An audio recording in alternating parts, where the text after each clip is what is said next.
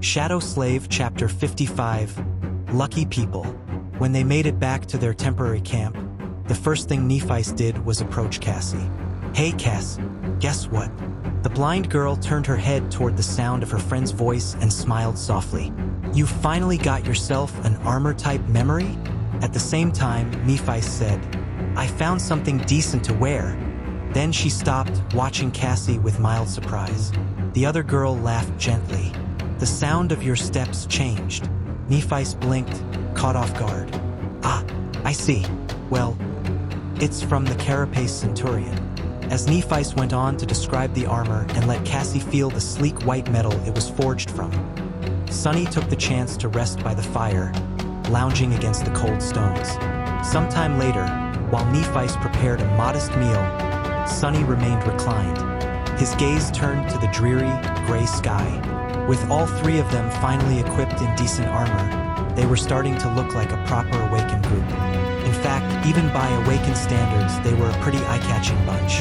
Cassie, with her flowing tunic and the sea-colored cloak, appeared like a noblewoman from a fantasy tale. Nephi, graceful and commanding in her new armor, was every bit the image of a valiant knight sworn to protect her. Sunny, though, well, being generous, he might pass for a junior squire. Realistically, he probably resembled a servant boy tagging along behind two powerful ladies. If a stranger stumbled upon them, they'd likely assume Sunny was either some poor errand boy or an unlucky wanderer who got caught in their wake. Just makes it easier to surprise them when I stab them in the back, Sunny mused. Wait, why would he be stabbing strangers again? Whatever, I'm sure a good reason will come up. At that moment, Cassie settled down beside him. He turned his head, blinking in surprise. She bit her lip. "Nephi told me you nearly died yesterday. So that's what this was about." He shrugged, brushing it off. "Yeah." Then, after a small pause, he added with forced nonchalance, "But don't sweat it. It's not the first time I've come close. Although, to be fair, it was probably the closest so far. Just the memory sent a chill through him." Cassie was quiet for a few seconds, then said softly, "I'm sorry." He raised a brow. "Sorry? What for?" She lowered her gaze. "For being so useless." Sunny's expression darkened slightly, and he turned away.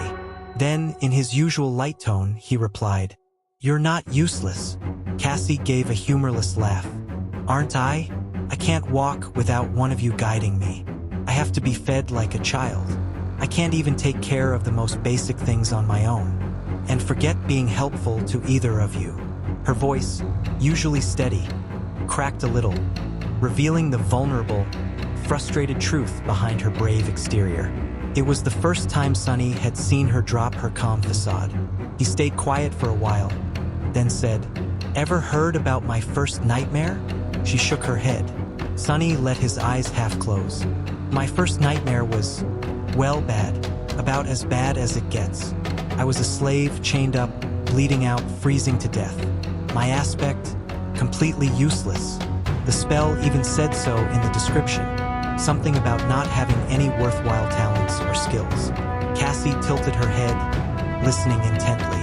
"Then how did you survive? Did it get better?" Sunny snorted. "Better? No way. Things got worse. Way worse. But, and here's the weird part, that supposedly useless aspect? It turned out to be the one thing that actually helped me get through the whole nightmare. So in a twisted way, I was lucky." He shifted slightly and glanced at her. "But luck's not just some random thing that falls from the sky. It's part circumstance, part what you do with it. Luck's something you create for yourself. I fought with everything I had. That's half the reason I'm still here." The memory of those dark mountains resurfaced, and he visibly shuddered before continuing. "The other half is the spell. I won't call it kind, but it has its own strange sense of fairness. It gives and takes in equal measure. That's how it was with my first nightmare, and that's how it is with you." Cassie frowned, processing his words. Sunny hesitated, choosing the next part carefully. "Your flaw, it's the worst I've ever seen. Without someone like Nephi's helping, it'd be a death sentence. But that also means your power is probably just as extreme, in the opposite direction. You just haven't figured out how to access it yet. But you will. And when you do, you'll look back on this moment and realize how wrong you were to think otherwise. Her frown deepened into a look of doubt. You really believe that? She whispered. There was a flicker of desperate hope in her voice. Sunny smiled faintly. Of course, I'm the most honest guy around. Across two worlds, even.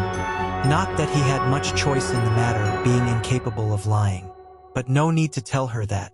Cassie didn't answer right away. She seemed to be fighting some kind of internal battle. Sunny thought the conversation had run its course, until she quietly said, "There's something I haven't told you. I've had more visions than I let on."